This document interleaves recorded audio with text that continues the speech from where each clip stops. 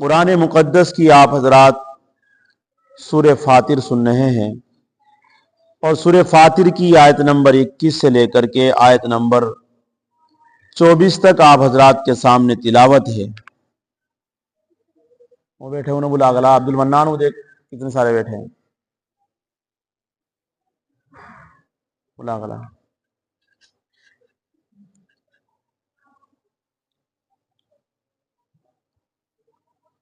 پچھلے درس کہ نہ سایہ اور نہ لو یہ دونوں برابر نہیں ہو سکتے ہیں، یعنی مومن کو، جس مومن ایمان والا جس کو اللہ نے دل کی آنکھیں دی ہو، حق کے اجالے دیے ہوں اور وہی الہی کی روشنی دی ہو، وہ بے کھٹکے راستہ قطع کرتا ہوا جنت کے باغوں تک پہنچ جاتا ہے۔ جس کو حق کی دل کی آنکھیں، کون بیٹھے وہاں سی بول بھی رہے، کون بول رہے؟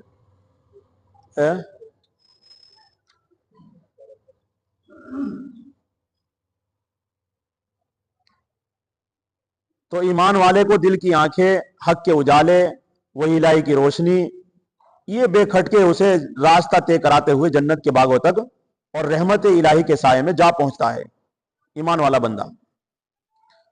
اب اس کی برابری وہ کافر کیسے کر سکتا ہے جو اپنی خواہشات پر چل رہا ہو، اوہام کے پیچھے چل رہا ہو، اپنی خیالی انہوں نے خدا بنا رکھے ہوں اور اوہام اور احوا کی اندھیریوں میں بھٹکتا ہوا جہنم تک چلا جاتا ہے، تو کیسے برابر ہو سکتا ہے؟ بات سوچنے کی ہے نا، غور سے سننے کی بات ہے۔ دونوں برابر نہیں ہیں، ہرگز نہیں ایسا۔ بے تحاشا چلا جا رہا ہے جہنم کی آگ، اس کی جھلس دینے والی لوؤں کی طرف بے تحاشا کافر دوڑا ہوا چلا جا رہا ہے۔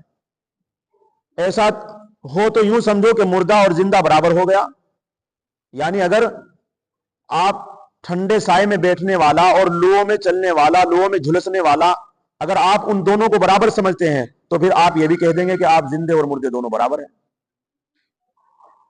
جس طریقے سے زندہ اور مردہ دونوں برابر نہیں ہو سکتے ہیں، مرا ہوا انسان ایک لاش ہے اور ایک انسان زندہ ہے، دونوں برابر نہیں ہو سکتے ہیں، اسی طریقے سے ٹھنڈے سائے میں بیٹھنے والا، روشنی میں چلنے والا، دیکھنے والا اور اندھا، اندھیرے میں بھٹکا ہوا اور لوؤں میں جھلسا ہوا، یہ دونوں برابر نہیں ہو سکتے۔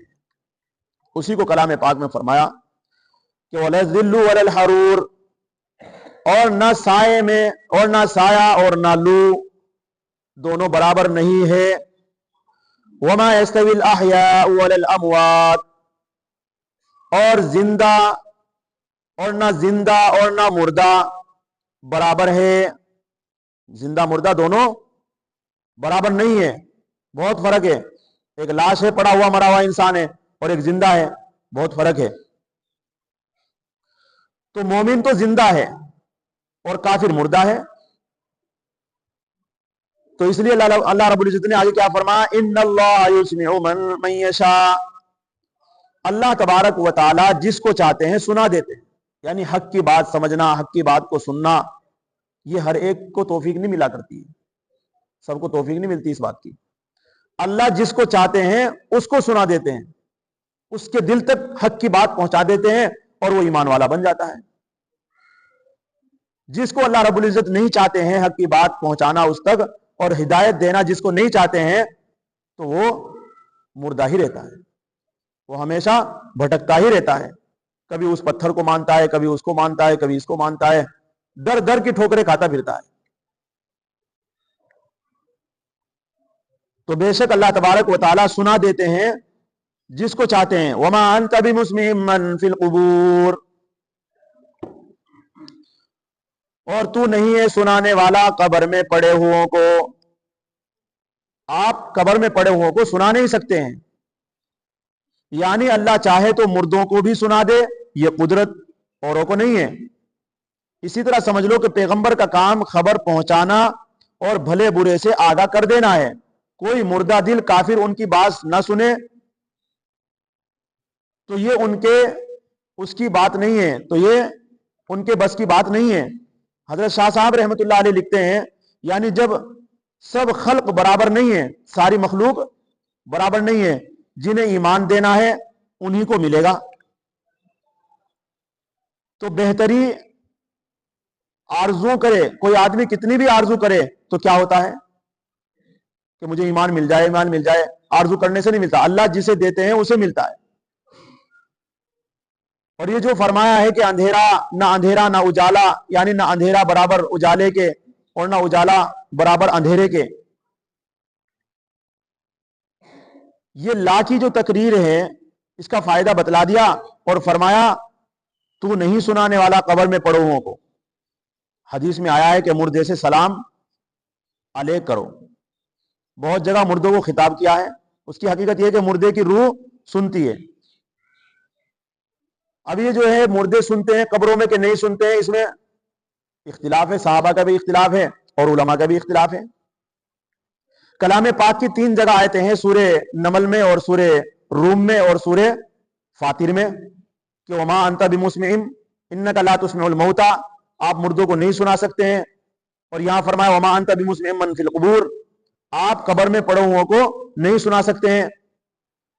تو حضرت عائشہ صدیقہ رضی اللہ تعالی عنہا یہ تو کہتی ہیں کہ مردے سنتے نہیں ہیں، اور حضرت عبداللہ ابن عمر رضی اللہ تعالیٰ عنہ کہتے ہیں کہ مردے سنتے ہیں۔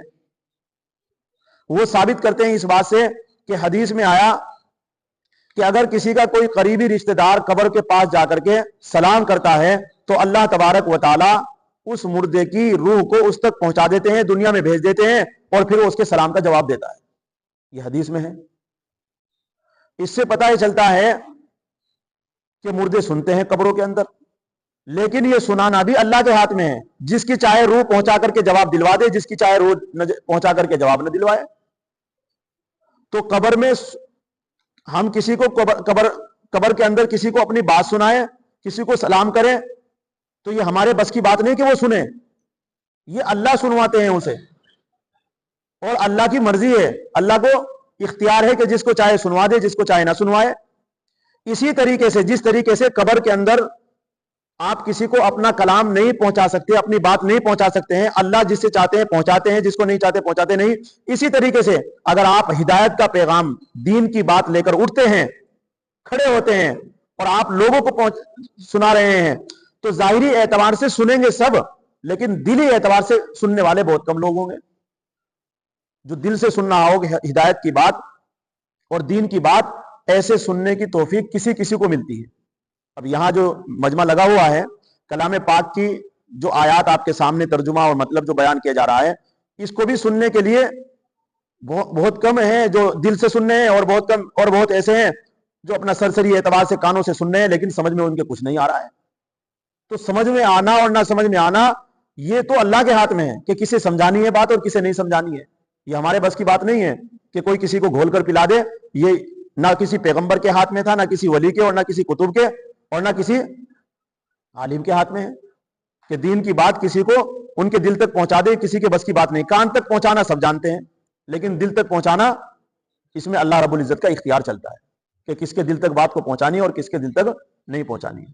اسی کو کلام پاک میں فرما رہے ہیں، مثال دے کر سمجھایا کہ بے شک اللہ تبارک و تعالی جس کو چاہتے ہیں سنوا دیتے ہیں بات کو۔ وما انت بمسمع من فی القبور، اور آپ قبر میں پڑے ہوئے مدفون مردوں کو آپ نہیں سنا سکتے، آپ سنانے والے نہیں ہیں۔ تو جو کافر ہیں آپ ان کو سنانے والے نہیں، سناتے رہے ہیں، لیکن دلوں تک ان کی بات پہنچانے والے آپ نہیں ہیں۔ اے پیغمبر، ان انت الا نذیر، آپ کا کام صرف ڈرانا ہے۔ آپ کا کام کیا ہے؟ صرف بات کو بتانا، بات کو سمجھانا، اور اللہ کے عذابات سے ڈرانا آپ کا کام ہے۔ ڈر سنانے والا خواہ نبی ہو یا نبی کا قائم مقام جو اس کی راہ کی طرف بلائے، اس کے متعلق سورہ نمل میں 4 رکوع میں بھی کچھ لکھا جا چکا ہے۔ تو یوں کہہ رہے ہیں کہ ڈر سنانے والا نبی ہو یا نبی کے قائم مقام کوئی بھی ہو، وہ صرف ڈر سنا ہی سکتا ہے، وہ اس کے دل میں ڈال نہیں سکتا ہے۔ دل میں ڈالنے والا ڈر اللہ ہے۔ اِنَّا أَرْسَلْنَاكَ بِالْحَقِّ بَشِيرًا وَنَذِيرًا، بے شک آپ کو ہم نے بھیجا ہے سچا دین دے کر، اور سچے دین دے کر کے خوشخبری سنانا ہے اور لوگوں کو ڈر سنانا ہے، جنت کی خوشخبری اور جہنم سے ڈرانا. یہ ہے پورے دین کا خلاصہ. صرف یہی ہے کہ لوگوں کو جہنم سے بچایا جائے اور جنت تک پہنچایا جائے. اب جنت تک پہنچانے میں انہیں جو عمل بتائے جا رہے ہیں پہنچنے میں ان کو کرنا پڑے گا، ان راستوں کو قطع کرنا پڑے گا، تب جا کے انہیں جنت کے باغوں تک پہنچیں گے. اور جہنم تک پہنچنے کے لیے اندھیریوں میں بھٹکتے رہیں گے، گناہوں میں ہوا اپنی خواہشات پر چلتے رہیں گے اور اپنی من مرضی زندگی گزارتے رہیں گے. جب کوئی انسان اپنی من مرضی زندگی گزارے گا، اپنی خواہشات پر چلے گا، تو وہ خود بخود جہنم میں پہنچ جائے گا. اسے کوئی پہنچانے والا نہیں ہے، کوئی ہاتھ پکڑ کر لے جانے والا نہیں. اور جو آدمی جنت میں پہنچنا چاہتا ہے تو اللہ کے حکموں کو اختیار کرنا شروع کر دے، اور جو دین اللہ نے دے کر بھیجا ہے اپنے پیغمبر کو، وہ قرآن کی شکل میں ہو، حدیث کی شکل میں ہو، اس کو ماننا شروع کر دے، اس کے مطابق زندگی گزارنا شروع کر دے، وہ خود بخود جنت میں پہنچ جائے گا. یہ انسان کے اختیار میں. سنانا سمجھانا اللہ سب کو جانتے ہیں، لیکن عمل بہت سے سمجھتے بھی ہیں، سنتے بھی ہیں، لیکن عمل کی توفیق نہیں ملتی ہے، ہدایت نہیں ملتی ہے. تو اللہ رب العزت اپنے پیغمبر کے دل کو تسلی دینے کے لیے یوں کہہ رہے ہیں، غم کو ہلکا کرنے کے لیے، کہ آپ کا کام، آپ کو جو ہم نے بھیجا ہے، جس کام کے لیے بھیجا ہے، وہ سچا دین دے کر بھیجا ہے. اور سچے دین کا مطلب کیا ہے؟ بشیروں و نذیرا، خوشخبری سنانا اور ڈر سنانا. وَإِن مِّنْ أُمَّةٍ إِلَّا خَلَا فِيهَا نَذِيرٌ. اس آیت میں اللہ رب العزت یوں کہتے ہیں کہ کوئی بھی امت دنیا کے اندر جو گزری ہے، کم و بیش 1.25 لاکھ انبیاء کرام علیہ السلام تشریف لائے، اللہ رب العزت کہتے ہیں کہ کوئی فرقہ، کوئی جماعت، کوئی امت ایسی نہیں گزری کہ ان میں کوئی ڈر سنانے والا نہ آیا. ہم نے یہ سلسلہ شروع سے ہی شروع کر دیا تھا. اب کوئی یہ نہیں کہہ سکتا ہے کہ جی ہمارے پاس تو کوئی آیا نہیں، ہم کیسے مانتے؟ نہیں. اللہ رب العزت کلام پاک میں کیا کہہ رہے ہیں؟ وَإِن مِّنْ أُمَّةٍ، نہیں ہے کوئی امت، إِلَّا خَلَا فِيهَا نَذِيرٌ، جس میں کوئی ڈرانے والا نہ آیا. ہر امت میں، ہر فرقے میں، ہر جماعت میں، ہر جتھے میں، ہر گاؤں اور شہر میں اللہ رب العزت نے کوئی نہ کوئی ڈر سنانے والا بھیجا ہے، چاہے وہ نبی ہو اور چاہے نبی کا قائم مقام عالم ہو. تو معلوم یہ ہوتا ہے کلام پاک کی ان آیتوں سے کہ اللہ رب العزت جسے چاہتے ہیں ہدایت دیتے ہیں اور جسے چاہتے ہیں نہیں ہدایت دیتے ہیں، جس کو چاہے اپنا پیغام پہنچاتے ہیں، سنوا دیتے ہیں، اور جس کو چاہے نہیں پہنچاتے ہیں. لیکن کل قیامت کے دن کوئی آدمی یوں نہیں کہہ سکتا کہ جی ہمارے پاس تو کوئی آیا ہی نہیں، ہم نے تو سنا ہی نہیں تھی یہ بات. نہیں، یہ عذر نہیں چلے گا، کیونکہ اللہ نے کلام پاک میں یہ بات کہہ دی ہے. اس لیے اللہ تعالی ہم سب کو بھی جو دین اللہ نے اپنے پیغمبر حضرت محمد صلی اللہ علیہ وسلم کو دے کر بھیجا ہے اور وہ ہم تک پہنچا ہے، اللہ ہم سب کو عمل کی توفیق نصیب فرمائے. اللہ تبارک و تعالی دین کی ہدایت اور روشنی اور اللہ رب العزت زندوں والی زندگی اللہ ہم سب کو عطا فرمائے، اور کفر اور شرک اور مردے والی زندگی سے اور اندھیریوں اور جہنم کی آگ والی اور لوؤں والی زندگی سے اللہ ہم سب کی حفاظت فرمائے. سبحان اللہ.